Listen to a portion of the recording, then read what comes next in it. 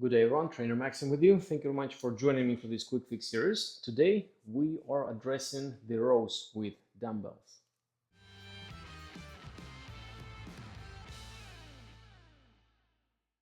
As always, I thank everyone who supports my channel. Thank you so much, guys and girls, for your kind words, your encouragement, your super thanks, your donations. I really appreciate it. And of course, my support angels. Thank you. Thank you, everyone. Let's have a look at the rows I keep seeing at the gyms.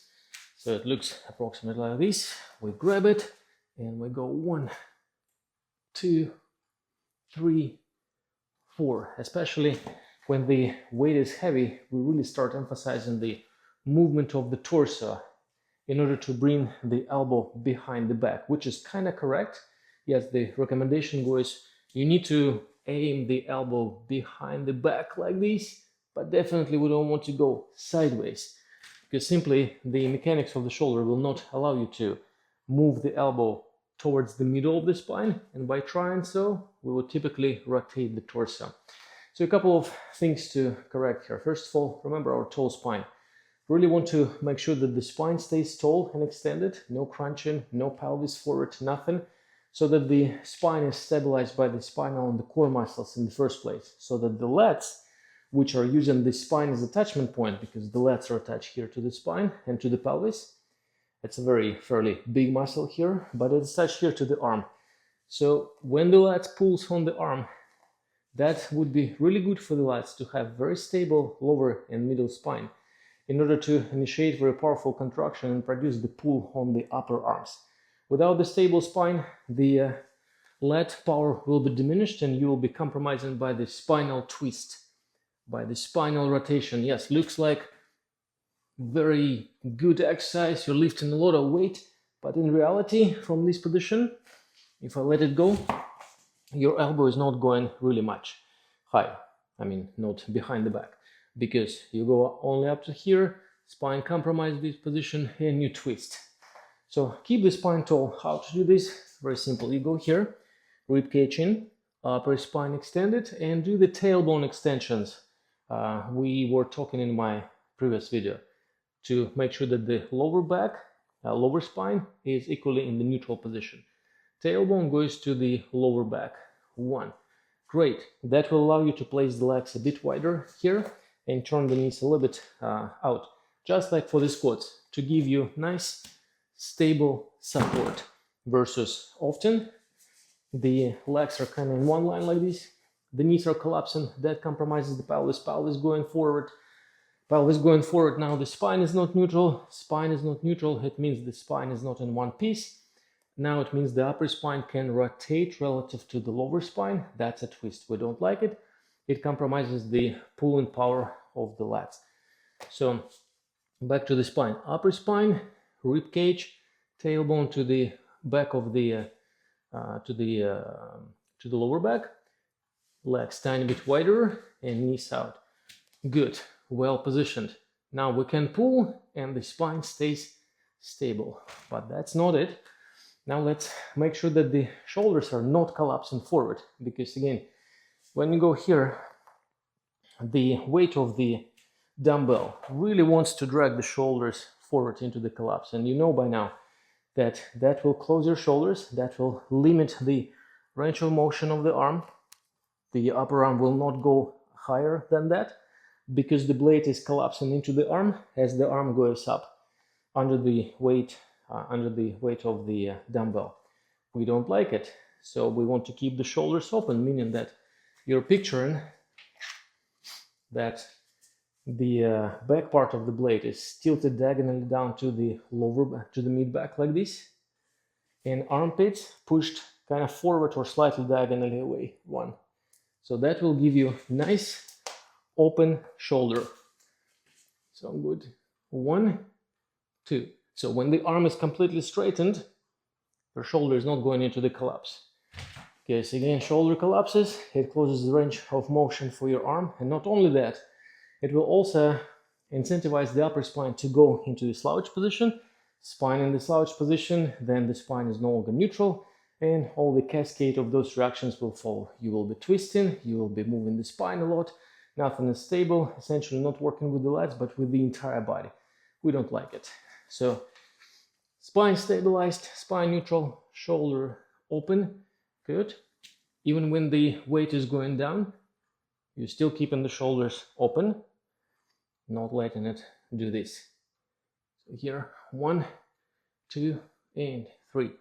Good. And the final part, we want to decrease the reliance on the biceps here and increase the reliance on the lats.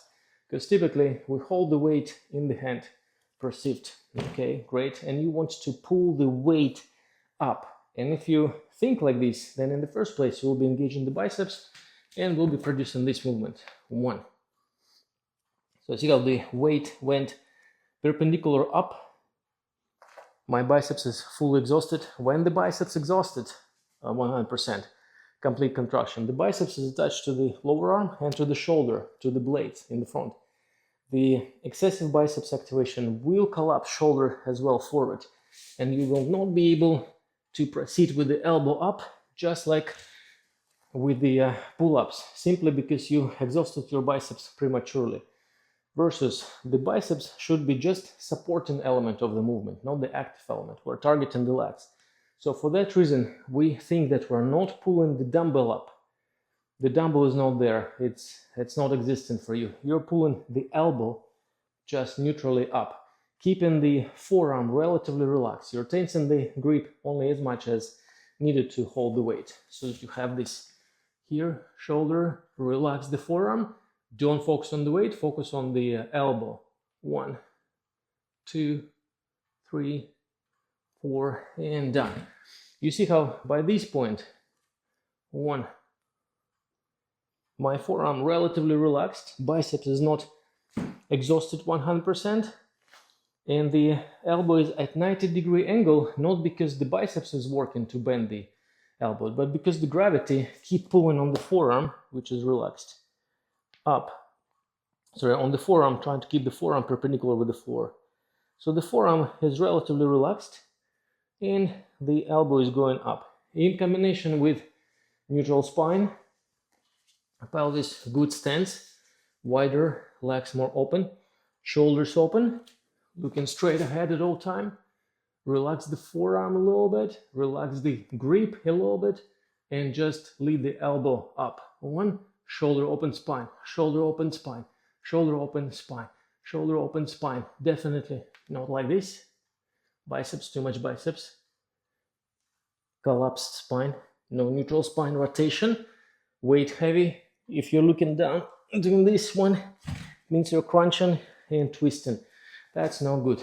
If you cannot do the good weight with this cleaner technique, then probably hold on for a while to the weight you can do, get used to the new technique, develop better coordination, better body awareness, better body control, and increase the weight gradually. But again, do not compromise the form just because you want to pull the heavier weight. First of all, the lats will be limited in pulling that, and yes, the weight might be twice as heavy as this one, 80 pounds versus my 40, but it's not going to be the lats purely. It's going to be the biceps, the twisting of the spinal muscles, the pelvis forward, the legs helping, anything but lats. Lats will contribute a little bit, but not too much. And why would you want that to happen? First of all, you're promoting bad habits, you're not promoting the body control, body awareness, you're not promoting the good and open position of the shoulders. So we really want to teach the lats how to pull powerfully on the upper arm, while we are capable of keeping all those things under control, the neutral spine, the open shoulders, the position of the knees, when we still have the capacity to control the body and keep the body that way. And under those conditions, we develop the pulling power of the lats so that we can transfer that pulling power of the lats into other skills, such as pull-ups, such as planches, such as anything else we want. Okay, so let's do the recap. Here's your weight, never look down, upper spine extended, rib cage tucked, tailbone to the lower back, wider stance, knees open, shoulders open, go up and just focus on the elbow. 1 elbow, 1, 2 elbow, 3, 4, 5. Never look down. 6, 7, 8, 9, 10. In. Done. Rest. And that's how we do rows.